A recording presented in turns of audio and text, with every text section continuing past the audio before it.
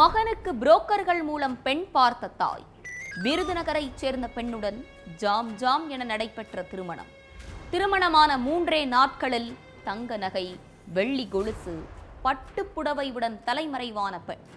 ஏமாற்றப்பட்டதை அறிந்து வீட்டில் ஆள் இல்லாத நேரத்தில் தற்கொலை செய்து கொண்ட புது மாப்பிள்ளை. தலைமறைவாக இருந்த புரோக்கர்கள் கைது செய்யப்பட்டார்களா? நடந்தது என்ன?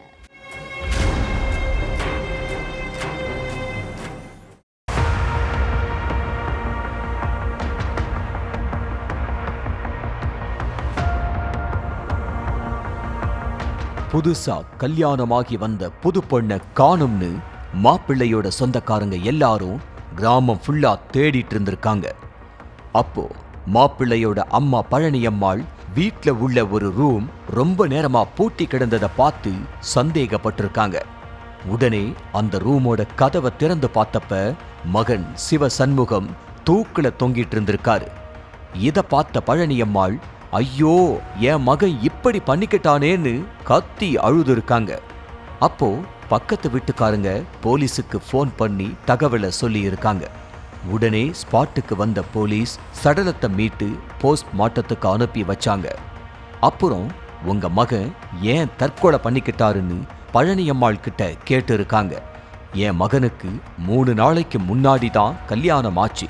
9 பவுன் தாலி செயின், தங்க நகை, வெள்ளி கொலுசோட என் மருமகள் காணாம போயிட்டா. அவ எங்க போயிட்டான்னு தேடிக்கிட்டு இருந்தோம். ஆனா அதுக்குள்ள என் மகன் இப்படி பண்ணிக்கிட்டான்னு அழுது புலம்பி இருக்காங்க. அடுத்து, சரி உங்க மகனுக்கு பொண்ணு பார்த்து கொடுத்த புரோக்கர்கள் யாருன்னு விசாரிச்சிருக்காங்க போலீஸ். அப்போ பக்கத்து கிராமத்தில் உள்ள தமிழ்ச்செல்விங்கிற புரோக்கர் மூலமா பொண்ணு பார்த்தோம்னு சொல்லியிருக்காங்க பழனியம்மாள். அப்புறம் தமிழ்ச்செல்வி வீட்டுக்கு போயிட்டு விசாரணை பண்ணியிருக்காங்க போலீஸ். அவங்க கொடுத்த தகவலை வச்சு மதுரை, விருதுநகர்ல பதுங்கி இருந்த மேலும் 4 புரோக்கர்களை பிடிச்சு போலீஸ் விசாரிச்சிருக்காங்க.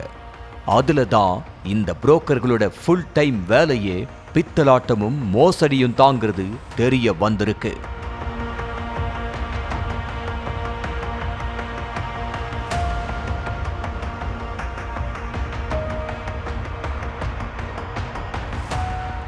நாமக்கல்ல உள்ள ராசாம்பாளையத்தை சேர்ந்த 37 வயசான சிவ சண்முகம் அப்படிங்கிறவரு ஆட்டோ டிரைவரா வேலை பார்த்துட்டு இருந்தாரு.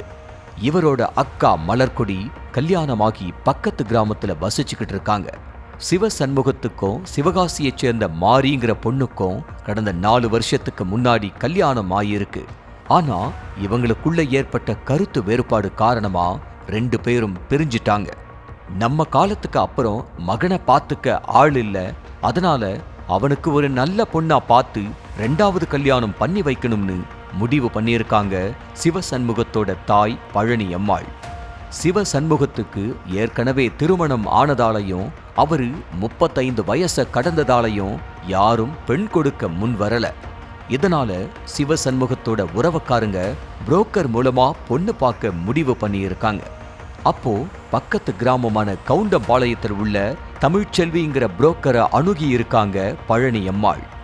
நம்ம ஊர்ல பொண்ணு கிடையாது, நமக்கு தெரிஞ்ச புரோக்கர்கள் சில பேரு மதுரையில இருக்காங்க, அவங்க கிட்ட பேசுங்க, நல்ல பொண்ணா பார்த்து சொல்லுவாங்கன்னு ராஜாங்கிற புரோக்கரோட நம்பரை கொடுத்திருக்காங்க தமிழ்ச்செல்வி.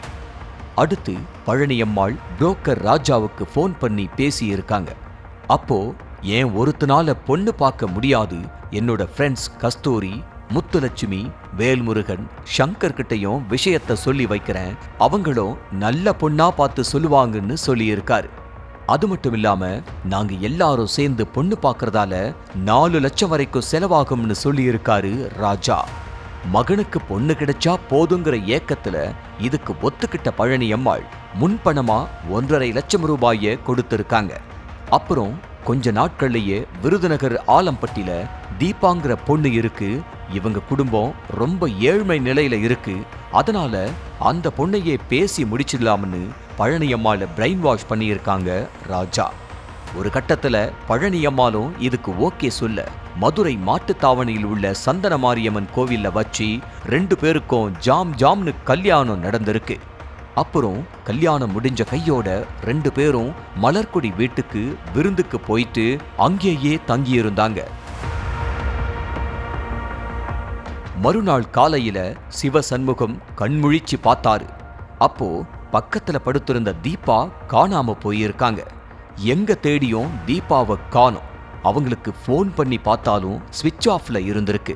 இதனால சிவசண்முகம் நடந்த விஷயத்த உறவினர்கள் கிட்ட சொல்லி இருக்காரு. அப்புறம் அவங்களும் புரோக்கர்களுக்கு ஃபோன் பண்ணி பார்த்திருக்காங்க. அவங்களோட ஃபோனும் ஸ்விட்ச் ஆஃப்ல இருந்திருக்கு.